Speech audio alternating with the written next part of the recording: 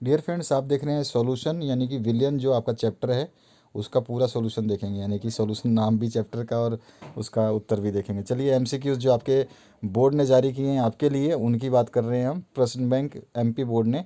तो उसके क्वेश्चन के फटाफट सॉल्यूशन देखेंगे। चैप्टर नंबर 2 है आपका ये।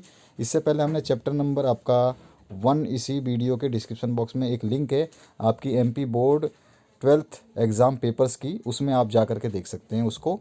अगर आपको लिंक नहीं मिलती तो आप हमें कमेंट कर सकते हैं। चलिए स्टार्ट करते हैं। पहला क्वेश्चन जो है आपका, इसमें पूछा गया है रासायनिक रूप में अर्धपरागमय झिल्ली कौन सी है, तो उसका नाम है कॉपर फेरोसाइनाइड। ठीक है, ये ऑप्शन आपका करेक्ट है। Semi permeable membrane in is chemically क्या है, कॉपर फेरोसाइनाइड। ये ऑप्शन करेक्ट है इसका। इसके बाद में आ जाइए नेक्स्ट जो आपका क्वेश्चन है उसको देख लेते हैं, फटाफट देखेंगे हम। सेकंड क्वेश्चन है अणुसंख्यक गुणधर्म है, तो इसका सी ऑप्शन करेक्ट है, परासरण यानी कि कोलिगेटिव प्रॉपर्टी इज ऑस्मोसिस, जिसको हम आरओ प्लांट में भी यूज़ करते हैं। आपको धीरे धीरे पता चल जाएगा जैसे जैसे आप स्टडी में आगे बढ़ते जाएंगे। अगर विलयन का क्वथनांक T1 है तथा विलायक का T2 है तो क्वथनांक का उन्नयन कितना होगा, तो बी ऑप्शन करेक्ट है इसका, T1 माइनस T2।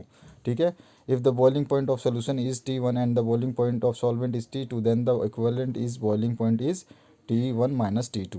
तो दोस्तों अभी मैं इस पेपर को केवल या तो हिंदी मीडियम में पढ़ दूँ या इंग्लिश मीडियम में पढ़ दूँ, वो ज़्यादा बेटर रहेगा। तो हिंदी मीडियम के लिए मैं आंसर टिक कर देता हूँ। तो पहला जो चौथा क्वेश्चन है इसका बी ऑप्शन करेक्ट कर लीजिए, जिसमें पूछा गया है किसका क्वथनांक एक एटीएम दाब पर अधिकतम होता है। 1 एटीएम पर मैक्सिमम बॉइलिंग पॉइंट आपको बताना है, तो ये आपका जो है बी ऑप्शन करेक्ट होगा। नेक्स्ट जो फिफ्थ क्वेश्चन है इसकी बात करें तो यहाँ पे टिक करिए आप ए ऑप्शन को, जिसमें पूछा गया निम्नलिखित में से कौन सा राउल्ट नियम के धनात्मक विचलन नहीं दर्शाता, तो बेंजीन क्लोरोफॉर्म जो है ये वो विचलन नहीं दर्शाता। नंबर 6 की बात करते हैं तो यहाँ पर जो है आपका पी वी और टी के बीच में जब आपका कौन सा कथन सत्य है जब तीनों दिए गए हों, तो यहाँ पर आपका P is directly proportional to V यदि T स्थिर है, यानी कि T कांस्टेंट है तो P directly proportional to V यानी कि वॉल्यूम हो जाएगा आपका। ठीक है, यहाँ पर ये आपका सी ऑप्शन जो है यहाँ पर इंग्लिश मीडियम के लिए करेक्ट है। इसके बाद में इंग्लिश हिंदी मीडियम दोनों के लिए ऑप्शन वही करेक्ट है, बस क्वेश्चन का लैंग्वेज चेंज है। सभी आदर्श विलयन बनाते हैं केवल एक नहीं, तो वो कौन सा है, तो ये बी ऑप्शन जो है करेक्ट है। ये जो है आइडियल ऑल आइडियल सोल्यूशन बनाते हैं, केवल ये नहीं बनाता, C6H5Cl एंड C6H5Br। ठीक है, इसके बाद में 8th नंबर क्वेश्चन, शुद्ध जल की मोलरता यानी कि मोलरिटी ऑफ प्योर वाटर 55.6 होती है। ठीक है, 55.6 होती है, ध्यान रखना है आपको, ये क्वेश्चन आएगा ही आएगा। इसके बाद में आ जाइए 9th क्वेश्चन जो है आपका पूछा गया किसी विलयन के अणुसंख्यक गुण आधारित हैं, यानी the colligative property of solution depends on number of particles of solute, विलय के कणों की संख्या पर। सी ऑप्शन इसका करेक्ट है। ठीक है, अब आ जाइए नेक्स्ट जो 10th क्वेश्चन है इसकी बात करते हैं। तो सोडा वाटर किस प्रकार का विलयन है, soda water is a solution, तो गैस का द्रव में यानी कि gas in liquid, gas in liquid, liquid में गैस जब छोड़ते हैं तो सोल्यूडन जो आपका सोडा वाटर का सोल्यूशन बनता है। आपने कभी पिया होगा तो आपको पता होगा, हर टाइप का मिलते हैं आपको। क्वेश्चन नंबर 11 है परासन दाब ज्ञात करने का सूत्र क्या है, तो इसका सूत्र है pi equals to NRT upon V, osmotic pressure जो है इसका फॉर्मूला है, ये आपको ध्यान रखना है। अच्छा इंपॉर्टेंट क्वेश्चन है। 12वां क्वेश्चन जो है आपका 1000 ग्राम विलायकों में मोलों की संख्या कहलाती है, number of moles dissolve in 1000 gram of solvent is, तो उसको मोललता बोलते हैं, मोलैलिटी नहीं मोलैलिटी। बी ऑप्शन करेक्ट कर लीजिए। थर्ड ऑप्शन आप 13 क्वेश्चन की बात करें, एक विलियन में जल का मोल तथा एथेनॉल, इसमें जल तथा एथेनॉल का एक मोल प्रभाज होगा, तो ये हो जाएगा आपका 0.2 जल प्लस 0.8% जो है एथेनॉल। ठीक है, on solution of water and ethanol की बात कर रहे हैं तो इसमें आपका 0.2% जो वाटर और 0.8% जो है आपका एथेनॉल हो जाएगा। ठीक है, ये ऑप्शन करेक्ट करिए। इसके बाद में 14th नंबर जो क्वेश्चन है इसकी बात करते हैं, तो समान मोलरता वाले तथा ग्लूकोज विलयन के परासरण दाब का क्रम होगा, तो solution of BaCl2NaCl and glucose of similar molecularity the order of the osmotic pressure will be, तो ये आपका जो होगा सबसे पहले BlC2 आएगा, उस सबसे बड़ा होगा, उसके बाद में NaCl आएगा जो उससे छोटा होगा और सबसे छोटा होगा ग्लूकोज। ठीक है, ये ऑप्शन करेक्ट कर लीजिए। इसके बाद आ जाइए 15th क्वेश्चन पे, ऊंचे स्थान पर जल क्वथनांक कम हो जाता है क्योंकि वहाँ वायुमंडल दाब है जो वो कम होता है। ठीक है। The boiling point of water decreases at a height of atmosphere because the pressure decreases, B option correct करिए। 16 नंबर क्वेश्चन है, ठोस का गैस में विलेन का उदाहरण कौन सा है? तो धुआं, ठोस में गैस का, ठीक है, स्मोक बोलते हैं। The example of solution of solid in gas. इसके बाद में नेक्स्ट जो क्वेश्चन है 17th, इसकी बात कर रहे हैं। तो यहाँ पे 6 ग्राम यूरिया 180 ग्राम में घोला गया, तो यूरिया का मोलक भाज क्या होगा?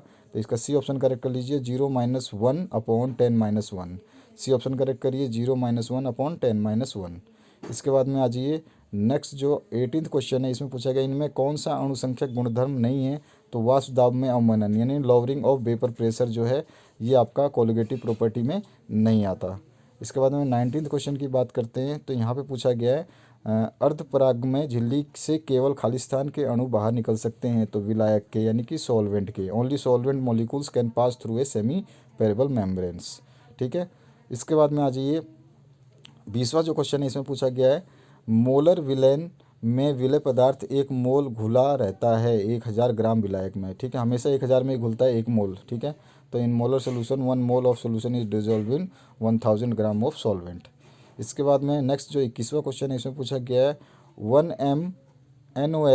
10 ml उदासीन करने के लिए 1 H2SO4 के कितने ml की आवश्यकता होगी? तो 5 ml की आवश्यकता होगी। How many volume? तो 5 ml is the right option C. इसके बाद में 22वां जो क्वेश्चन है, इसमें पूछा गया समान परासरण दाब वाले विलेन कहलाते हैं, तो उनको क्या बोलते हैं? आइसोटोनिक। आइसोटोनिक यानी समपरासरी, ठीक है, ये आइसोटोनिक इसका आंसर है, जो सेम जो सॉल्यूशन ऑस्मोटिक प्रेशर रखते हैं उसका ऑस्मोटिक, ठीक है। इसके बाद में नेक्स्ट जो है 23वां क्वेश्चन है, इसमें पूछते हैं साधारण नमक को जल में घोलने पर जल का क्वथनांक हमेशा बढ़ जाएगा। Boiling point of the water will which common salt is resolve increases. आप नमक डालेंगे किसी पानी में तो उसका बॉइलिंग पॉइंट है जो बढ़ जाता है, ठीक है। अब आगे बढ़ते हैं हम 24 नंबर क्वेश्चन में, अणुसंख्यक के गुण के प्रत्यक्ष मान एवं अणुसंख्यक गुण के सैद्धांतिक मान के अनुपात को क्या कहते हैं? तो वाट हाफ गुणनांक यानी वाट हाफ गुणनांक कहते हैं। ये आपको ध्यान रखना है। Ratio observe value of actual of colligative properties. 25 number question है, विलेय के प्रति लीटर में उपस्थित ग्राम तुल्यांकों की संख्या कहलाती है? तो नॉर्मलता कहलाती है, इसको बोलते हैं normality. Number of gram equivalents of solute dissolve per litre is termed as normality. इसके बाद में अगर हम बात करें 26 नंबर क्वेश्चन की, तो यहाँ पूछा गया प्रदूषण व्यक्त करने की इकाई क्या है? तो उसको हम बोलते हैं पीपीएम में, कि कितनी पार्ट्स पर million. The unit of expressing pollution is parts पर मिलियन, यानी कि एयर क्वालिटी जो आपका ख़राब हो जाती है तो पार्ट्स पर मिलियन में आता है, कितने आपके जो है एयर क्वालिटी। इसके बाद में 18.25 ग्राम NOH को 200 मिली जल में घोला गया है, तो विलेय की मोलरता आपको बतानी है, तो इसका जो आंसर होगा 2.281 m हो जाएगा, ठीक है। इसका आंसर ए ऑप्शन करेक्ट होगा। नेक्स्ट 28वां जो क्वेश्चन है, इसमें है जो आपका 0.5 MnOH को 300 ml विलेन में जितना जल मिलाने पर उसका सांद्रण जो है 0.2 m हो जाएगा। कितना जल मिलाएं उसमें? तो 450 ml is the right option. इतना जल मिलाएंगे तो उसकी जो सांद्रता है वो 0.2 m हो जाएगी, ठीक है। इसके बाद में आप 29वें क्वेश्चन पे आते हैं। तो इसमें पूछा गया आपसे 120 ग्राम NOH के 2 लीटर विलेन में घोला गया है, तो इस विलेन की नॉर्मलता कितनी होगी? तो इसकी नॉर्मलता होगी 1.5 n। 1.5 n is the right option, इसको टिक कर लें आप। 29वां और 30वां जो लास्ट क्वेश्चन है इस पेपर का, इसमें पूछा गया आपसे 500 मिली विलेन में 315 ग्राम आजेलिक अम्ल घुला है, इस विलेन की नॉर्मलता क्या होगी? तो ये आपको बताना है, तो इसका होगा 0.1 n। 0.1 n A option correct कर लीजिए। आपके सारे सॉल्यूशंस इसी वीडियो के डिस्क्रिप्शन बॉक्स में MP बोर्ड क्लास 12th के एग्ज़ाम पेपर्स के नाम से एक प्लेलिस्ट बनाई गई है, उसमें आप देखिए सब कुछ मिलेगा वहाँ पर आपको। और अगर आपको कुछ नहीं मिलता, कोई दिक्कत आती है, तो आप हमें कमेंट सेक्शन में कमेंट कर सकते हैं। आपका चैप्टर नंबर 1 ऑलरेडी डाल चुके हैं हम, 2 नंबर आप देख रहे हैं, 3 नंबर 4 नंबर 5 नंबर इस तरह से डालते जाएंगे हम, उनसे सॉल्यूशंस आप मैच कर लेना। Thank you very much for watching this video till the end. बने रहिए इस चैनल के साथ में, लाइक जरूर कर दें, अपने दोस्तों के साथ शेयर कर दें, और चैनल पर नए हैं तो सब्सक्राइब कर लें। Thank you very much.